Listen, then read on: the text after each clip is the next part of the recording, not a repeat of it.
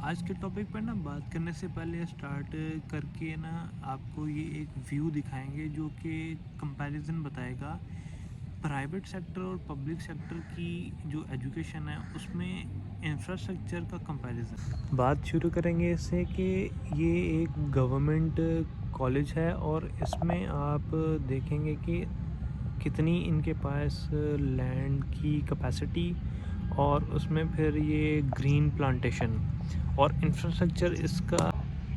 हम इसके इंफ्रास्ट्रक्चर की बात करें तो इनके जो बिल्डिंग और रेनोवेशन सारी है वो मेरे नहीं ख़्याल कि इस हिसाब से ये बात की जाए कि खूबसूरती और फाइनेस्टी की कोई एग्जांपल इसके अलावा दी जा सके। और मैं शायद इससे ज़्यादा भी दिखाऊंगा आपको तो ये व्यू ज़्यादा बेहतर तरीके से दिखा सकता है कि कंस्ट्रक्शन और उसकी जो है ना नफासत। अब बात करेंगे कि प्राइवेट सेक्टर की जो यूनिवर्सिटीज़ हैं और उसमें और पब्लिक सेक्टर की यूनिवर्सिटी में सिर्फ और एडमिनिस्ट्रेशन का फ़र्क रह जाता है। गवर्नमेंट सेक्टर में ना एडमिनिस्ट्रेशन पर एम्फसाइज़ किया जाए तो फिर स्टूडेंट्स के लिए ना इससे ज़्यादा बेटर अपॉर्चुनिटी नहीं हो सकती। और फिर अब बात करेंगे मेरे पेपर्स पे तो सीएसएस का एक पेपर हो चुका ऐसे राइटिंग का। और उसमें चीज़ ये है कि जब मैंने क्वेश्चन पेपर देखा अपने सामने तो फिर क्वेश्चन के बाद ना मेरा पहला रिएक्शन ये था कि मैंने ऐसा क्या गलत किया कि मैं ये पेपर देने आ गया और अपने किए हुए तमाम पिछले गुनाह याद आए। और फिर ये है कि पहला 1 घंटा तो मुझे ये नहीं था पता कि मैंने इसमें करना क्या है। और फिर जैसे जैसे वक्त गुज़रा तो कुछ चीज़ें समझ आईं। और जो स्टूडेंट्स ये वीडियो देखेंगे ना उनके लिए की पर्सपेक्टिव इसमें यही है कि जब भी आपने पेपर अटैम्प्ट करना हो और उसमें पहले अपने आप को थोड़ा टाइम दें, पेपर को अंडरस्टैंड करें, पहले 10 मिनट सेटल हों पेपर के साथ, फेमिलियर हों थोड़ी चीज़ें, क्योंकि सडनली जब आपका इम्पैक्ट आता है ना पेपर में तो ऐसा लगता है जो आपने तैयारी की है वो भी आपको भूल जाती है। तो make your self comfortable first, paper को गो थ्रू करें, प्रूफ रीडिंग करें उसमें और देन फिर उसको अटैम्प्ट। गवर्नमेंट कॉलेज में अगर क्वालिटी ऑफ एजुकेशन बेहतर की जाए और फिर उसके बाद एडमिनिस्ट्रेशन पे थोड़ा सा फोकस किया जाए तो फिर ये कंपैरिजन बिल्कुल ज़ीरो हो जाएगा कि गवर्नमेंट वाले बेहतर हैं या प्राइवेट सेक्टर।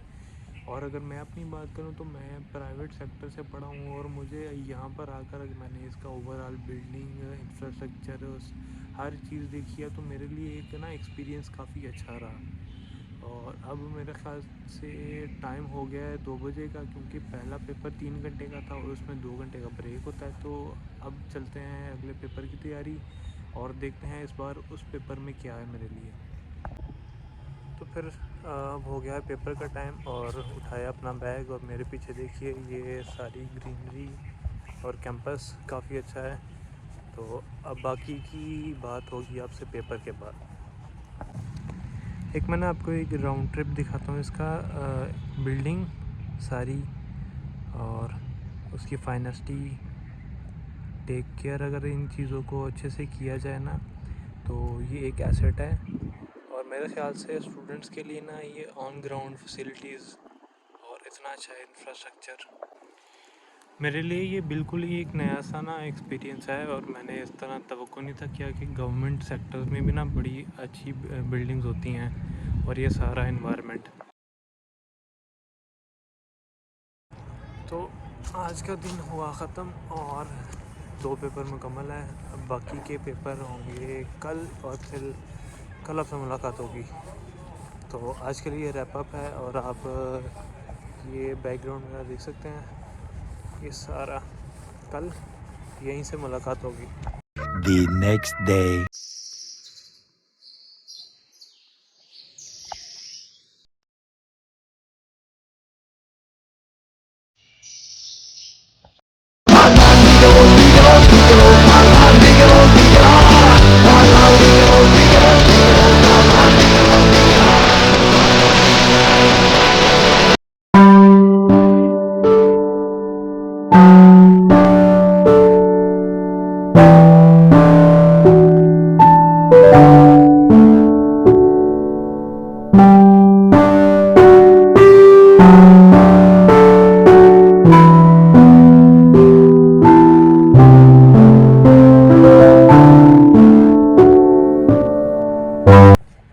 जनाब, आज है दिन दूसरा और पेपर हो गया है तीसरा मुकम्मल। और इस वक्त मैं आपको एक चीज़ दिखाऊंगा कि मुझे ऐसे लग रहा है कि मैं ना अभी वोट कास्ट करके आया हूँ। हम 2025 में भी ना अपनी जो है ना अटेंडेंस अंगूठे से ही मार्क करते हैं, जबकि सारा हमारा ज़ोर है जी कि डिजिटलाइजेशन होना चाहिए चीज़ों को। अगर हम अपने इलेक्शंस को तो नहीं कर सकते डिजिटलाइज, लेकिन ये है कि हम लोग अपने स्टूडेंट्स को ये फैसिलिटेट करते हैं कि आप अपनी अटेंडेंस जो है ना वो थंब प्रिंट वेरीफाई करवाएं। पेपर नंबर 3 हुआ मुकम्मल, और जो पेपर था आज जीएसए का। जीएसए मतलब जनरल साइंस एंड एबिलिटी, और उसमें से हमें से पूछे गए हैं कुछ ऐसे सवाल जो कि मेडिकल से भी रिलेटेड थे और दूसरी चीज़ों से भी। तो फिर ये है कि आप अगर कोई आपका दोस्त अहबाब डॉक्टर हो तो उससे ज़रूर कंसल्ट किया करें पेपर बनाने से पहले। क्या पता आपसे सर्जरी के बारे में पूछा जाए।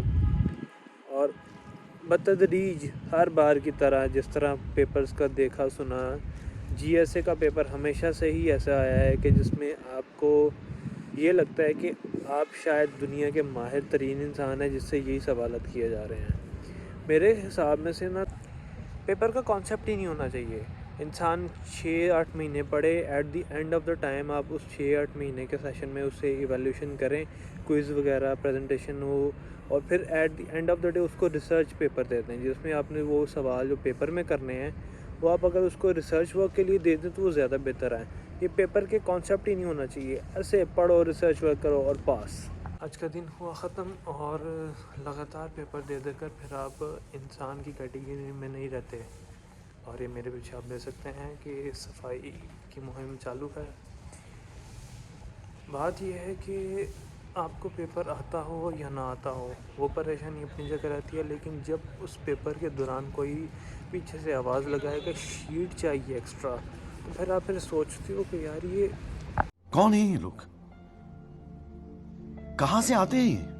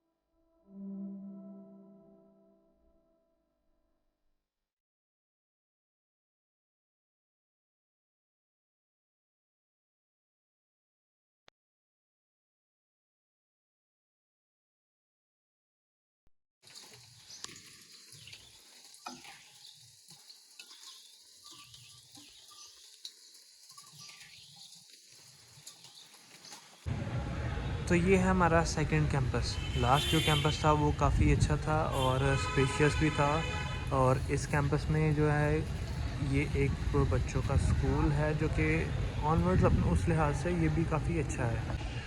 सो this comes to a conclusion के पेपर हो गए ख़त्म, और वो तमाम जो स्टूडेंट्स फ्यूचर पर्पस के लिए सीएसएस के एग्ज़ाम्स देने की अटेम्प्ट करेंगे उनके लिए यही है। तो आपका पूरा वीक ऐसे होगा कि ना आपकी नींद पूरी होगी और ना ही आपको कोई रिस्पाइट मिलेगी जब तक आपके पेपर्स कंप्लीट नहीं हो जाते।